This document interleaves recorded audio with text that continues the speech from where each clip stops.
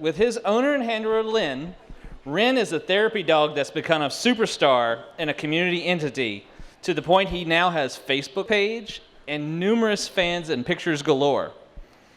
But what does it take to create and to be a mighty dog? PKN contributor Lynn Rasmussen is here to help us find out.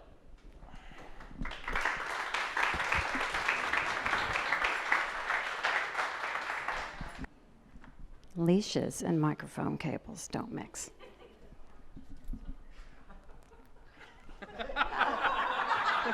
Are you getting all the detail on this? Perfect. My name is Lynn Rasmussen. I was raised with the basic tenet of to whom much is given, much is expected. So I live my life as a volunteer.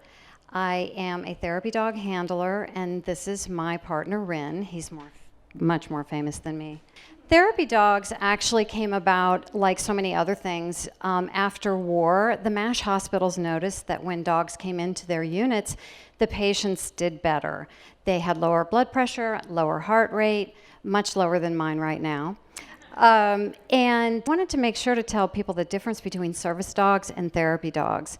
A service dog is actually performing a service for a person who is missing something like a visual impairment or an auditory impairment. A therapy dog is actually doing a job like a canine. The therapy dog is working, usually for an hour or two, and a service dog is actually a part of a person. Therapy dog personalities are super important. When I adopted Ren, I looked at his personality, not at how trainable he was. When you have a dog with a personality that can take the status of being a rock star like Ren is when he goes into Wake Med hospitals, then you know you've got a good dog on your hands.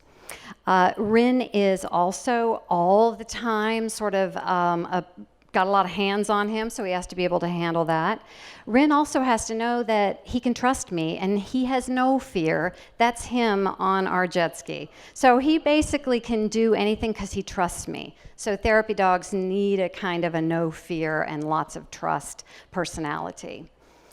Therapy dogs also have to be used to working in a lot of different environments. This particular slide is from Duke University. These are grad students, and he's upside down on the lap of a grad student. So he has to be able to really enjoy that, and he really actually does enjoy that. He also has to be able to, we did a lecture at a local German Shepherd dog club. He has to be able to handle a lot of different things like stools and dogs and food. When he's in a tight environment like this, he has to leave your popcorn alone, leave your soda alone, and be polite. Also, when you're working as a therapy dog, you need to be clean when you enter a hospital or any facility. So 24 hours to 48 hours, you've got to always be clean. Bath is very important. Ren? Thank you. No, he's getting comfortable. You're upstaging me. You always do that. So being a therapy dog handler also allows you to be in contact with great people like Sin and Larry. It also allows you to compete for Mrs. North Carolina America, which I did last year on the platform of everybody should adopt a dog and everybody should be a therapy dog handler. It also allows you to be cast into the role of a Nat Geo Wild news show called Is Your Dog a Genius? Ren, place. Place. Mine isn't a genius. Place. Good boy. Sit down. Yeah. So that was a really exciting adventure.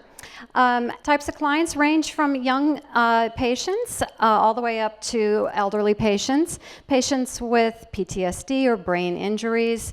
However, we find that we like to work with adults. Adults with disabilities in particular are quite underserved. We work a lot of times outside. We work fairs outside. I don't know if you can see, but in the background of this shot is a pony, which Ren was very excited to see. So flexibility with lots of different types of animals is required. Therapy dog clients in hospital are super important. Patients are obviously extremely important.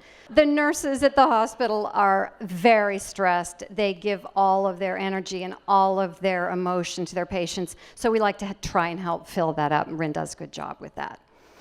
All right, so Rin, as a therapy dog, he has to always be friendly. He's always got to be sort of on duty in a way, even when he's off duty.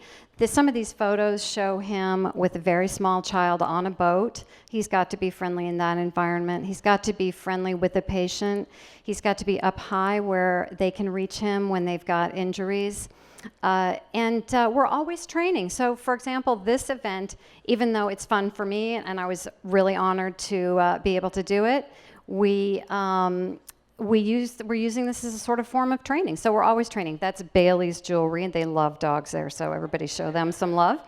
A therapy dog is always providing positive energy. The handler's always providing positive energy. That's one of our fabulous RNs at Wake Med. And he loves to go right for the mouth. The nurses don't really love that. But it was a good picture anyway. So the upshot is that a therapy dog and the handler is always giving joy for everybody. That there just isn't enough joy, so that's Rin's job. And the best part of being the handler of the greatest therapy dog in the world is that he's my own personal dog. He goes home with me at night.